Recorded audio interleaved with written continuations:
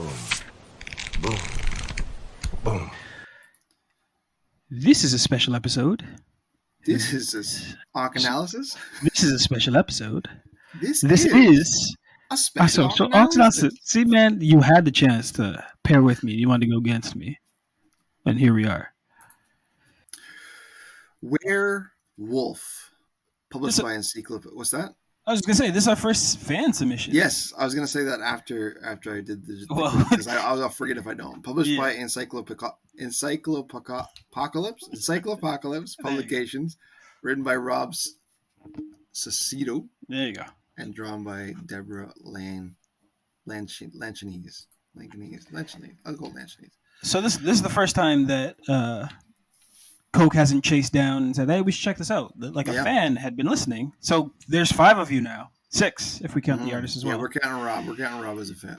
And they said, "Hey, man, I've written my own comic book. You guys want to check it out?" And we're like, "Stat Boy?" We're like, "Hell yeah!" So good work on Stat Boy for checking our email because it took a while for us to he sent this way earlier than we're actually doing this. We weren't getting. Stat Boy was saying that we weren't getting pings from that email, so then we finally checked. We're like, "Oh shoot!" So somebody actually listened to the little blurb at the end, and when we're like, "Send it in to this email if you want us to cover something." So here we are covering what they sent in, and what they sent in was their own work.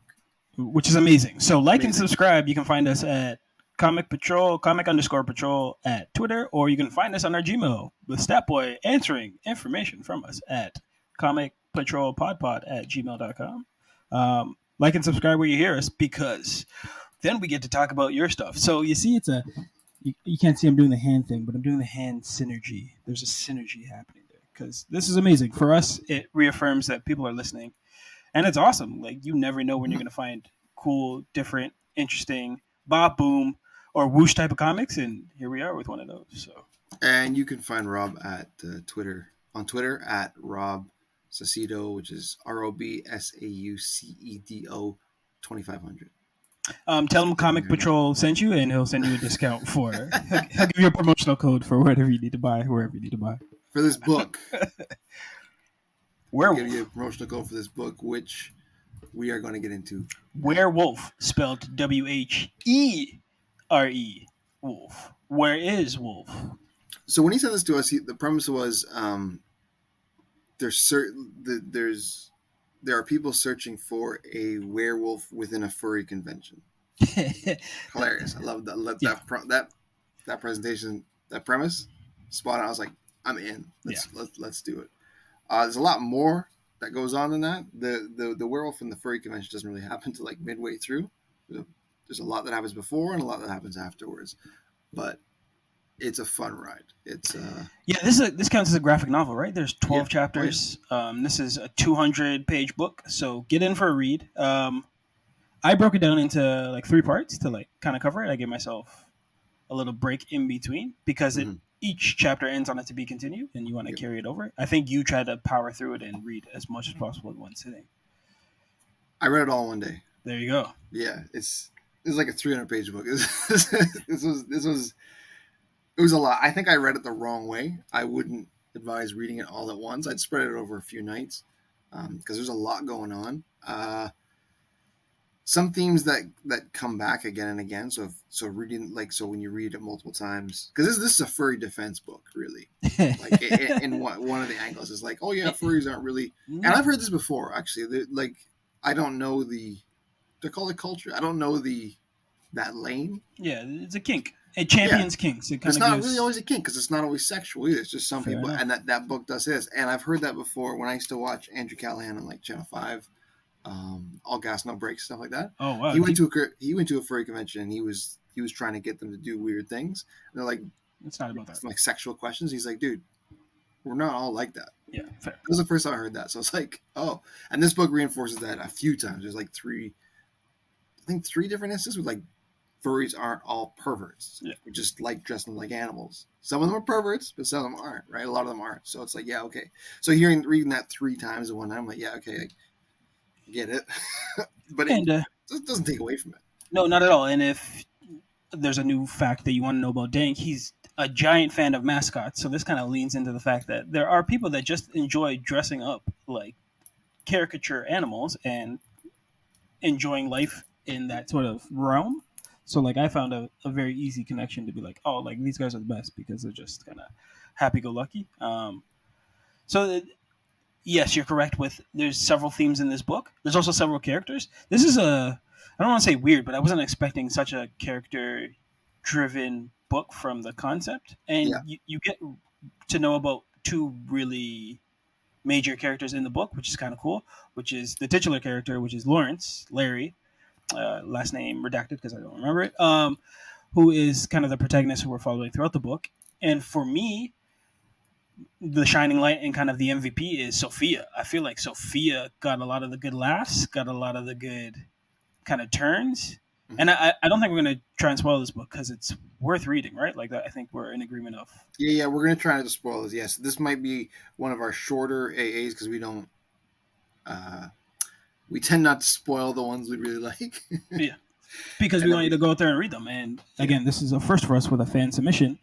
We really want you to go find this book and kind of give it your whirl onto it. I appreciate not only it's a character driven, but you kind of see the arc of like a new career path essentially, because Sophia's coming out of one job and she kind of enters another one with this partnership with Lawrence, and Lawrence is kind of on the fence of one thing that he wants to do, and then by the end of it, he knows what he's meant to do, which is kind of amazing. Mm-hmm. Yeah. You like Sophia. I was a big fan of. See, this is the thing.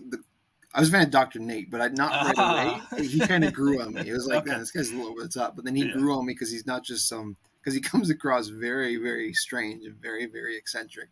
Who isn't strange in this book, though? Yeah, they're all. Yeah, everybody's very strange. This is a very, like, it's not Twin Peaks-esque, but, like, everyone's got a distinct characteristic that you're like, I don't know if this would fly in the real world, but it works in this book. Yeah, and he was very, very different. He kind of proves later on in the book that he's, like, not just this one-dimensional weirdo. He does have some layers to him, and he's actually smart, too. Yeah. Ain't no snitch, so we'll leave it at that. But everybody's kind of surprisingly smart too. Like nobody's really played for idiotic, but he's kind of like I don't know if it's like reverse smartness. Like he always end up falling into the right answer, and like those type of people. I think at a certain point, yeah, you and I have both been a Larry type of person in our lives, God, yeah. And just had the right team around us to protect us from getting eaten by the wolf. But like he often puts his foot in his mouth to the point that it's either hilarious or you're like, oh, this dude's gonna get it, and doesn't always happen that way, which is kind of enjoyable about the book. Like, I'm not sure if we're supposed to love or hate Larry, but by the end of it, you're kind of like, that was a ride, man. That was a ride. Yeah, I couldn't stand Larry, but that's not like a diss. That to me that just means he's a well-written character. When I talk about like things, if a character makes you feel something, yeah, that's true. To me, that's very well written. Like I couldn't stand. I know I'm going on a weird tangent, but the Game of Thrones, I couldn't stand Joffrey. Couldn't stand him. But that's a well-written, one of the best characters in that. Yeah, because he makes you feel like that's like, oh, I hate this guy. Yeah, and Larry was kind of like. Every time Larry would say something stupid because he says a lot of stupid things, he puts his foot in his mouth a lot. And I'm just idiot. But that just means, like I said, another way, that just means he was well written. Rob did a great job with the characters in this. I think the other standout in the whole book is the characters and the pop culture references. Yeah, they hit a lot of like notes that many. I guess you have to be a millennial. Like you have to be a certain age to really for every of them to hit. But once like I started like laughing at a whole bunch of stuff that was like, oh, like was this written for me specifically? So like we're right in the demographic for all these jokes hit. And this is a surprisingly dark and funny book, which is a hard line to ride. But I feel like the writing really. And I guess we're going to say it's like a copy heavy book, right? Like there's not a lot of moments for breath. Like there's always something going on. And there's always a dive into a character's past to kind of see where they're coming from. And towards the end, it's really used for great effect. Like when we get to see the background of, how do I say it? I guess the wolf's character. Like I really enjoyed that issue. I really enjoyed Sophia's kind of back issue. There's a lot. The wolf issue. Sorry to interrupt. Was really good. Yeah, that was really good. That was a standout issue. Yeah. And this is one of the books that like rewards you for everything you've read in the front half. The back half is so much stronger because of all the stuff they kind of put you through in the first half. So by the end of it, it was such a smooth read because you're like, okay, like I'm finally on board now. Everything's coming together. Everything's aligning up. Um, so the second half, I really appreciate more than the first half. But you have to kind of get through the first half. You have to kind of hate Larry in order to like Larry, to love Larry, to be like Larry's gonna get it, and then see what happens to Larry. In Larry's defense, I'm not going to spoil anything. I'm going to try not to spoil anything here, but I'll give you set the stage for what he is and why he's so annoying. Is because he's in this zone, this comfort zone. First of all, he's incredibly selfish. Yes, he's super incredibly self-absorbed. self-centered, Super self-absorbed, but he's in this one zone where he's a basic bitch. You know, he goes to the Olive Garden every Wednesday, listens to Dave Matthews Band. I think that meme was like DMB stands for This Music Blows. Yeah. Favorite movie, Shawshank Redemption. And he's just tired. That's not a bad thing. No, it's not. It's just a basic bitch thing. It's the combination of all of those things, right? Yeah.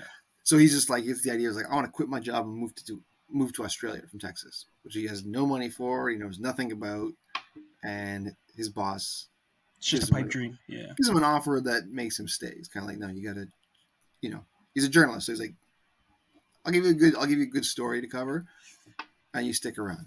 And that's basically the premise that's the start of the whole premise is off that. And then, of course, the backlash with his girlfriend, because he's trying to drag her along with him. Like unknowingly, like he doesn't really even know if he wants to take her. But you touched on something. Like this book is kind of about growth. Like in the beginning, Larry's just kind of wide-eyed and dreaming. He's like, I can do anything. But by the end of the book, he's like, no, I have a plan. Like this is who I am. This is what I have to do. And this is where I'm going to be because this is what I want to do. So you appreciate that because you follow along. You remember when you were in your like early 20s and you thought you could do anything in the world. You still can, but you grew up a couple of years hit you, and experiences help shape you to be like, I need to be doing this and staying here and kind of root myself in things that make more sense than just wild off fantasies. So we talked about some pop culture references because they're galore. There's a galore. Pop culture references galore in this. Some that I wrote down: Human Centipede, Monster Energy Drink, Crash Bandicoot, Harry and the Hendersons, which got me because I used to love that movie. It was great. MTV, even David Carradine. Not like, it's a specific David Carradine quote. It's how he post-communist, like how he kind of not the big Kung Fu one. Yeah, no, it's not the Kung Fu one. But there's a Kung Fu grip. Those that know. I wrote down "Pounded in the Butt" by a werewolf because that was a book that existed. It exists in this universe. That's a thing. A lot of the death scenes were really engaging, really cool. So you think this character's kind of like whatever. This character's whatever. But then like the death scene comes, it's like holy shoot! I want this person to survive. Right.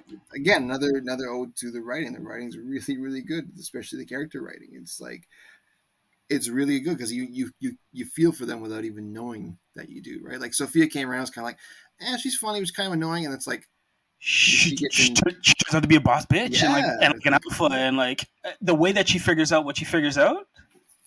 Like I can't use that reference now because, but I laughed so hard at that. Right, like that was such a good. Did you know that before she did? No. Okay, I did. I kind of figured that out just by the way the stage was set. I was like, right. That's probably, and then it was just kind of revealed to me. I was like, yeah, okay. There was a connection. I guess you can say like a family-based connection that helped lead me a certain direction, but I had not put those two clues together until Sophia was like, and I was like, all right, man, like this is why I like you this year. This is why you're my MVP in the book. No book is without flaw, and again, this book has its flaws. It's not a huge one, but I think we both agree it's longer than it needs to be. It's really long. There's certain, like, again, the first issue is really about Larry and his girlfriend, and I don't think that was needed. Like, I thought it would have been better if we didn't get that first chapter and we kind of learn about how Larry is by himself, and then he starts interacting with people, and you can see, because his girlfriend is, like, just over it, and there's a panel where she's remembering like how beautiful it used to be, and then slowly starts to fade into like who he is today. Like she's just over the same sort of rhetoric and like can't stand this wide-eyed dreamer because he's all talk no bark.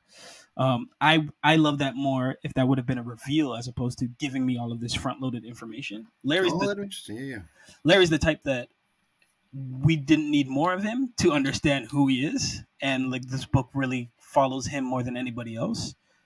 So the moments that we got to see kind of flashbacks of different characters, I enjoyed that a little more because Larry's an asshole.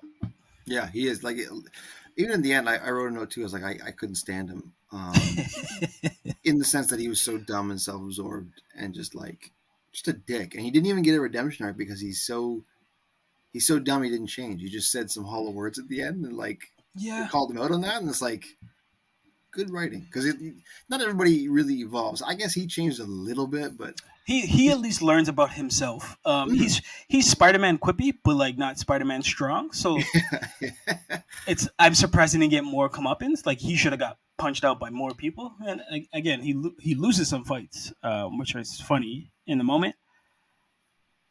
But you're wondering like what's missing from here for me to like this character. And for me, it's kind of the artwork too. There's certain scenes where like he's drawn evil. Like he does some like things to circumvent or like trick people. I can't remember who he meets in the furry convention. Not the girl, but like the guy, and he has to trick the guy into like letting him in so he gets information from him. Right. But the next panel, like he's smiling like an evil character. I was like, I'm supposed to like Larry? Like Larry's such a dick, right? Yeah. But like that leads me to talk a little more about the art. It's cartoony, but so distinct with the facial features. Like I loved how much they like remnants of Ren and Stimpy. Like when a character's feeling something, it stretches out, right? It's all black and whites. There's no real shading on any character. The only time you get contrast is in the background or like the foreground with like an object. The cool moments that took me out of the book, which were amazing, is anytime the werewolf attacked, it was so much more graphic and detailed, and like it was a decision to be like, let's put more attention to this. That would be one of my downfalls too. I wish there were more attacks so I could see the art style change, because I love that helped break up the book every time something killed. Like they would show like the ripping of the flesh coming off and like super graphic. And at one point, like a page goes completely full color, and like that was amazing too, right? Like I love it happened twice. Okay. So the art is very, like, I would say, like easy on the eyes. Like you can follow with it. It's not a lot of line work, but anytime a character is doing something that you need to emote an emotion on, you get it full blast. So I really appreciated that. Yeah, it's a really smooth read. It's just I wouldn't advise doing it all in one night like I did. I just did it all, and I was like, holy shoot! I didn't realize how long it was when I got it. Yeah. Which again, I don't know. I would say it's not against it, like you were saying, just to take out a bit of some parts, but at the same time, if you stretch this over like 3-4 nights, you probably wouldn't even notice how long it is, right? So it could just be like a 2-volume graphic novel. Yeah, right? Yeah. Split it in half. Yeah, down in chapter 6. Is there any standout moments for you? Because there's a standout moment for me that we didn't talk about. I'm trying not to spoil it because it's a really good laugh, but the censored sign. Do you remember that? Oh yeah, and like, and how like it goes like wall. Breaks the fourth wall. I was like, what? Like, I had to read that a couple times. I was like, am I seeing what I'm supposed to see? But I think that was a choice. Clever. Yes, that was very clever. That's the one word we haven't used. It's a very clever book. The fact that they use all the in references, the fact that they double back around on some of the information in the beginning to help set the end. Like this was a mystery that is a through line that never gets shaken, and they build around the mystery that they're trying to solve, which is essentially there's a werewolf going on. Who is this werewolf? What is this werewolf? How do I find this werewolf? Right. Standout moments for me in the book is kind of anytime characters are interacting, like, and not with Larry, I would say specifically. Like there's a moment where the girlfriend of Gwen girlfriend, right, interacts with Larry's boss's wife, and they have a back and forth, and they talk about like how that was deep. That I enjoyed. There's a guy that I'm assuming, I think he was a black guy. Like he was drawn black. Yeah. Or maybe Hispanic. So there's a little BIPOC representation in here, I guess. When Carlos is talking to Sophia and like their interaction in the car, just like what this world is and what it means to. So it wasn't what I was expecting, and I appreciated it. Like there's a depth in this book that the humor doesn't shy away from, but like the subject matter doesn't pull you out of it. Like they know what they're trying to get across, put all these extra little moments. give a deeper resonance for the world that they've built. And can we talk about how mostly all like a vast majority of these jokes hit? Yeah. I know it's subjective, but I gotta give hats off to that because it's hard to be funny in comics. It's hard to be funny in a lot of things, but comics especially because there's no timing, right? It's this consistently and not use a lot of sight gags. Because we like one of our favorite books we talk about is Shirtless, and there's a lot of sight gags in there. Like, yeah, but that has a very specific tone to it. This is that cheesy '80s action movie. This one doesn't have that, right? So to stay fairly funny in subject matter that could get dark, or like conversations that get like real, is a testament to the writing of. Like, there's thought out processes here. It's like there's jokes that were tested before they put it in. There's certain words and phrases that they use specifically to be like, this is going to hit this, or this character needs to say this, right? There's stuff that Sophia says that's way more funny that Larry could never say, right? So that's why I kind of appreciate it. Yeah, these characters have distinct voices too. They're all funny in their own certain ways. Even the stoic character, even Billy. Like Billy's in this. He's this cop character. He's Captain Save-A-Ho kind of looks like, right, when he's walking around. But even he's funny, right? Like he has some instances where his like dry tone is just kind of like, yeah, he plays a straight man, and then like, why don't you just come with me, right? We'll just escort you off the premises real quick. And even by the way, how you been? Yeah, I was gonna say Gwen's kind of a funny character because she's painted as like an angry girlfriend, but then when you see her play off of Sophia, you see kind of how funny their interaction is. So there's a lot going on that honestly we've read in a whole bunch of other books doesn't work. These guys made it kind of connect, which is amazing. Okay, so we rate these on a good or bad basis. Boom for good, bah for bad, whoosh for what did I just read. We don't do number ratings, just this or that. It's a boom for me. Yeah, this is a... Like, I had to think about it. This is I was trying to think of something clever, but I'm not. I'm not as good as the writing. This is boom. This is worth checking out. Yeah, this is good. I would suggest making a weekend of it. Yeah, stretch it out. Don't power through like I was doing that, and I think that made it a little less enjoyable than it would have been. I still loved it, but I think I would have loved it even more if I'd spread it a bit like a normal human being. That's on me. We are not normal mortals. Shout outs again to Statboy for putting this on our front desk. Sorry it took so long. And then shout outs to Rob and the team. How can we reach him again if we're looking to find out more about Werewolf? I got his Twitter handle. I didn't really ask him if I could share this, but I'm going to do it anyways. At Rob Cicito 2500 on Twitter. Yeah. Hopefully you got another book to send our way. We'll definitely read it. I'll be keeping 6 on this team. We may not plug it the same way, but we'll keep reading.